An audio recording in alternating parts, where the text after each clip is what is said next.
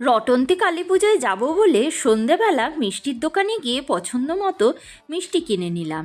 তারপরেই চলে গেলাম পুজো বাড়িতে। পুজো বাড়িতে গিয়ে দেখলাম বেশ লোকজনের সমাগম। আর এই যে মা রটন্তী কালী, এদের প্রতিষ্ঠিত কালী। আর গৃহকর্ত্রী আমাদের আহ্বান করলেন, আর তারপরেই চলে গেলাম আমরা খাওয়া দাওয়ার পালায়। তো খাওয়া দাওয়া তো করেছিল বিয়ে বাড়ির মতো প্রায়। করেছিল লাচ্ছা পরোটা, নান, স্টাফড আলুর দম, ভেজ পোলাও, কপির রোস্ট মানে ফুলকপির রোস্ট আর পনির।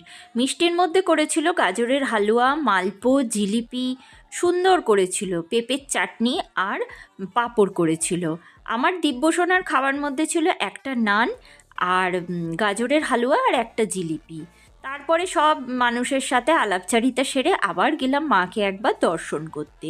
মাকে দর্শন হয়ে গেল, সবার সঙ্গে আলাপচারিতা সেরে বাড়ি ফিরে এলাম। তো টাটা।